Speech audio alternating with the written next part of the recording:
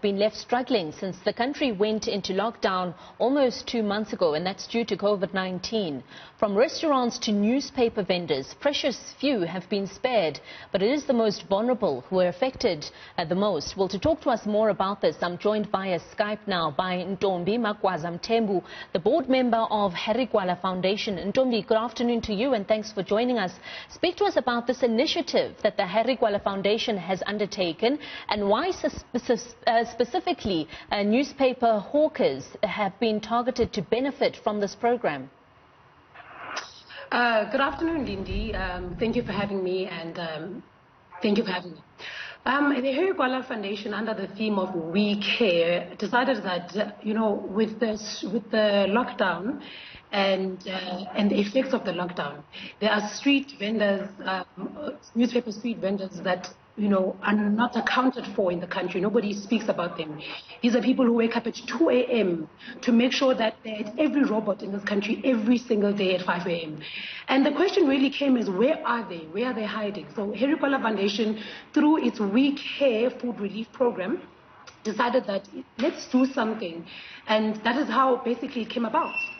And I understand that food parcels were handed out earlier today. Speak to us about, in your engagements with some of those newspaper vendors, what are some of the struggles that they've been facing under the current lockdown? Look, the struggles are many. We heard a lot of sad stories, unfortunately, where, some of the thankfulness that they came about is that they didn't even know where the next food is going to come, where the next meal is going to come. We know that the pandemic has really frustrated the whole media industry, especially print media as a whole. So imagine then for them as stakeholders of the print media. So some of the complaints are long term because we keep speaking about the new normal, and the new normal being the future of newspaper street vendors under the new normal. Sure. And with that in mind, how then will the program continue to support these street vendors and maybe even others in the informal sector? We had the Deputy Minister of Communication, Pinky Kekana, as part of the food relief because we believe these are part of her stakeholders. And we spoke about having future engagement.